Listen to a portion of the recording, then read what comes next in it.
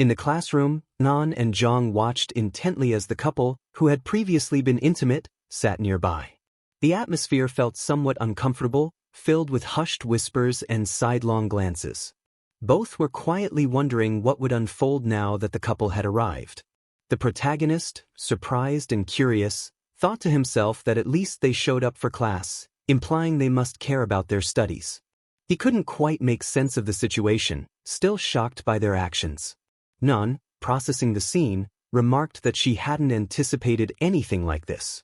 "I never imagined I'd witness something like this," she said, shaking her head in disbelief.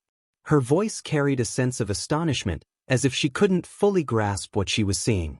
The protagonist, both curious and confused, asked, "What did you expect to see?" His question hung in the air, making Nan pause. Blushing slightly, Nan admitted she had only anticipated a kiss, not the more intimate display. "I didn't expect to see people doing that," she added, her voice barely audible. Her cheeks flushed with embarrassment, and she added that it felt odd for them to behave that way in a classroom.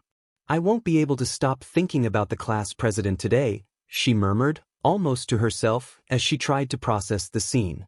Out of nowhere, a classmate shouted from the back of the room, "Don't talk so loud." The unexpected interruption caused the protagonist and Neon to flinch, their hearts racing from the sudden shock. Zhang, attempting to lighten the mood, told Nun not to be so upset, joking that after all, that's just how people come into the world. However, his attempt at humor didn't seem to have the desired effect. In that moment, the protagonist felt a strange rush of thoughts invade his mind, almost as if an idea had suddenly taken root. He pictured Juna telling him about her wedding troubles and asking him to have a child with her. The scene played out vividly in his mind, and he found himself wondering if he was truly prepared for such a responsibility. Blushing deeply, he quickly apologized to Nun for sharing such thoughts, his voice shaking slightly from embarrassment and regret. Meanwhile, Nun looked around cautiously and noticed several other couples in the room. This made her start to worry about what others might think of her and Zhang being together. Feeling a bit self-conscious, her cheeks flushed a gentle pink. Nervously, she muttered to Zhang that if they stayed close, people would assume they were dating. It was a real concern for her. The protagonist, eager to change the subject, quickly told her to stop thinking about such things and focus on taking notes so she wouldn't end up needing to ask him for them later. He was trying to redirect the conversation to something more practical and less awkward. While the teacher was delivering her lecture, she noticed the protagonist and his friend talking and called them out, her voice ringing through the classroom, causing both of them to feel embarrassed and quickly focus on the lesson. "Nin, come see me after class," the teacher called out, her words drawing everyone's attention. Later, Nan found herself complaining to the teacher about being tasked with carrying boxes, arguing that it felt unfair, especially to women, her voice a mix of frustration and fatigue. ᴄᴏᴘᴘ, observing the situation, silently wondered how the boxes could possibly feel heavy for her, given that she lifted weights every morning. The teacher sighed deeply, then, with a serious expression, remarked that their mothers would be proud of them, adding, "How can you be so arrogant?" Her tone was firm, yet tinged with a sense of resignation. This teacher, a slender woman with a beautiful face, was a friend of Aunt Yuna. Her name was So-yeon, and her strong presence commanded respect from her students. As the protagonist and his friend began to argue, their voices rising, So-yeon sighed softly, watching them with a mixture of patience and weariness. Suddenly, her phone rang, interrupting the tension in the room and shifting everyone's attention. Surprised, she answered the call, and to their surprise, it was the manager. They began discussing work matters, while the protagonist observed her, still carrying the box with noticeable effort, intrigued by the conversation and trying to distract himself from his task. In that moment, Nan playfully placed her box on top of Yang's, as if making a joke. Her eyes sparkled with mischief, trying to ease the tension with her playful gesture. "You're going to carry it?" "Thanks a lot, Appa," she said with a sly smile. Annoyed by the situation, the protagonist shot back, telling her to stop being ridiculous, his voice revealing his irritation. Meanwhile, So-yeon was still on the phone, seemingly dealing with complaints from the manager. Her expression grew tense, and her voice became more serious as she looked down and sighed deeply, trying to regain her composure. It was clear that the conversation was taking a toll on her. Turning to the protagonist, who was struggling with 2 boxes, she asked, "What happened to Nin? Where did she go?" Her voice carried a mix of curiosity and concern. Noticing the protagonist's difficulty, Soyeon stepped forward to help him carry the boxes, thinking they were too heavy for him to manage alone. Her actions conveyed both understanding and support. "What was that long sigh about?" the protagonist asked, wanting to understand what had caused her to react so strongly. His question seemed to seek a connection, trying to uncover the cause of her distress. Soyeon apologized, and with a soft, sad tone, she revealed that she had been fired. Her words felt heavy, clearly reflecting the shock and disappointment she felt. She added that starting next semester, she wouldn't be teaching anymore, leaving the protagonist both surprised and concerned about her future. Soyeon let out a deep sigh and remarked that it was truly unfortunate to have been dismissed, her eyes reflecting both sadness and a sense of resigned acceptance. The protagonist, wanting to offer his support, spoke up, saying that it must be really difficult for her, apologizing for not knowing how to make her feel better. His voice showed a genuine desire to comfort her. Soyeon smiled faintly and thanked him for his kindness, appreciating his attempt to console her. With newfound resolve, she dropped the boxes to the floor and boldly declared that she no longer cared about being fired, her tone shifting to one of defiance, as if ready to confront the situation head-on. "Hey, handsome student, want to have a drink with me?" Sun suddenly asked, a playful smile tugging at her lips. Her invitation broke the tension, leaving the protagonist both confused and intrigued by the unexpected offer. Blushing slightly, a mix of nervousness and curiosity in his voice, he agreed, his mind swirling with questions as his heart raced, unsure of what he was getting into. Soyeon, clearly delighted, responded with enthusiasm, declaring that she wouldn't take him back. Her energy was contagious, even though the protagonist was still processing the unexpected turn of events. Later, they were both in a car, the atmosphere charged with tension and anticipation, with the vehicle parked in a secluded spot. The protagonist was lying back in the seat, completely flushed and unable to believe what was happening before his eyes. Everything felt surreal, as if he were living a strange dream. Above him was Soyeon, undressing slowly, her movements deliberate and assured as she asked the protagonist to go through with it. The scene was intense and charged with emotion, leaving the protagonist speechless, completely absorbed in the moment. The liquor store owner bid the protagonist and his companion farewell, advising them to be careful, his tone laced with concern as he noted the state the teacher was in. Yang was holding his teacher, trying to keep her from falling to the ground. He held her firmly, struggling to support her as Soyeon, completely drunk, couldn't stand on her own. Yang helped her walk, worried about her state and making sure she wouldn't get hurt. As he watched Soyeon appear to fall asleep, Yang questioned what he should do in situations like that. He recalled that he was trying to cheer his teacher up, that was his main goal, although the circumstances had taken an unexpected turn. Upon learning that the protagonist couldn't drink, Soyeon burst into laughter, her laughter contagious but also revealing her altered state.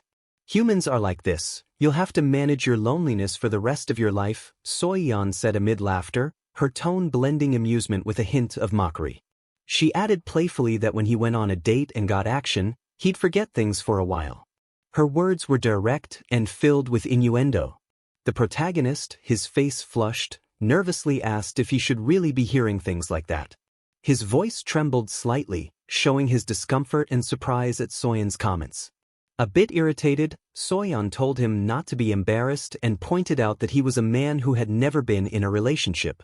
She told him he should go out more while he was still young, or he'd regret it later. Her words were a mix of advice and gentle reproach, as if imparting a life lesson.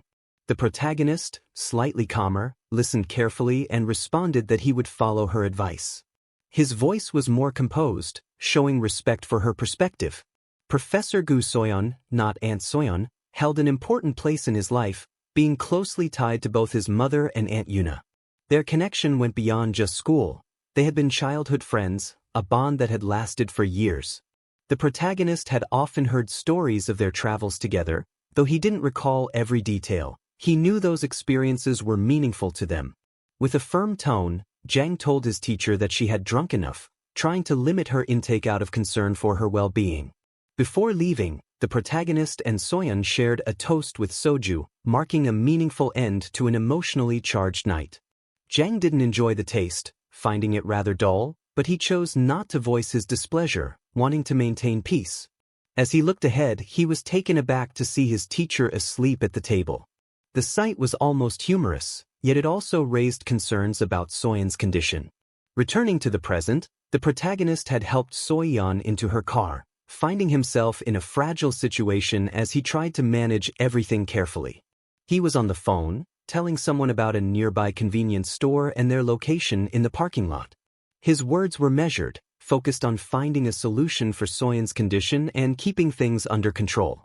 After hanging up, he reflected on what he had requested and whether they would be all right. His mind was clouded with doubt and uncertainty as he hoped everything would go smoothly. Soyeon woke up, still slightly tipsy, and noticed Jang standing outside the car. Her eyes barely opened, but she saw his figure in the dark. "What are you doing standing there?" she mumbled sleepily. Jang explained that he was waiting for the replacement driver.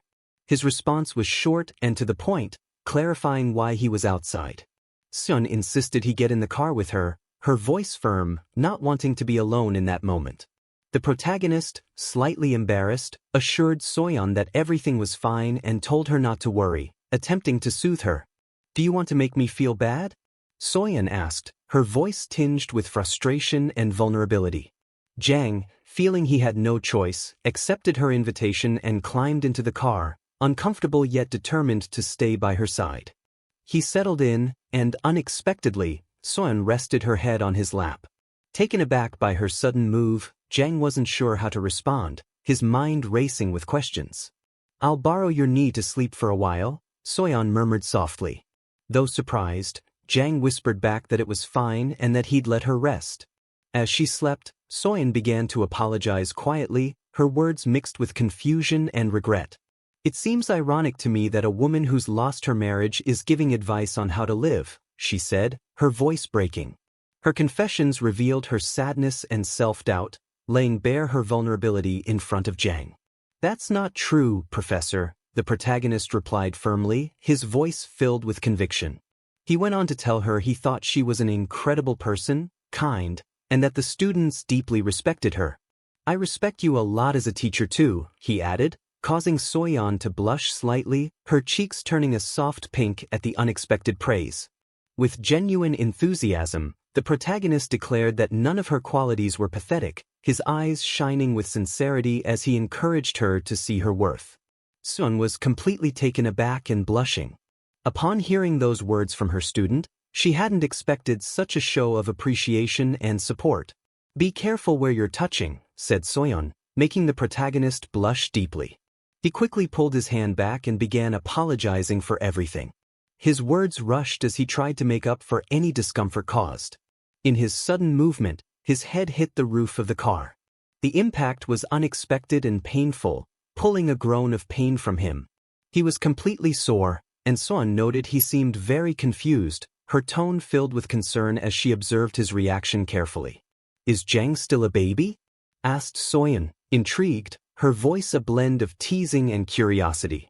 The protagonist, still in pain, responded firmly that he wasn't, his words steady as he tried to maintain his dignity.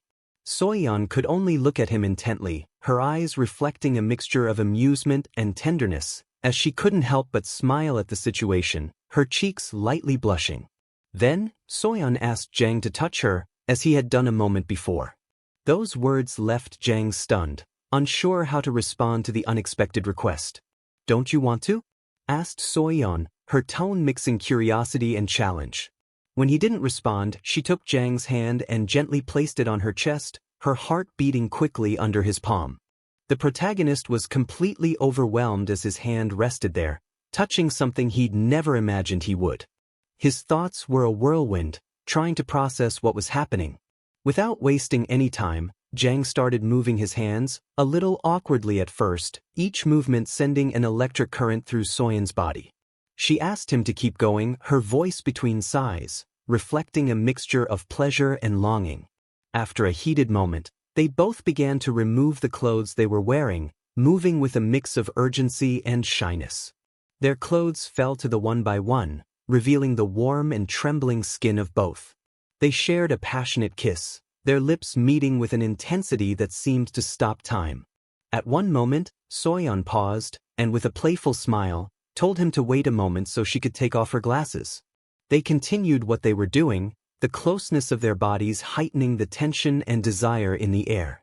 In the midst of their passion, Soon paused and asked, "Was that your first kiss?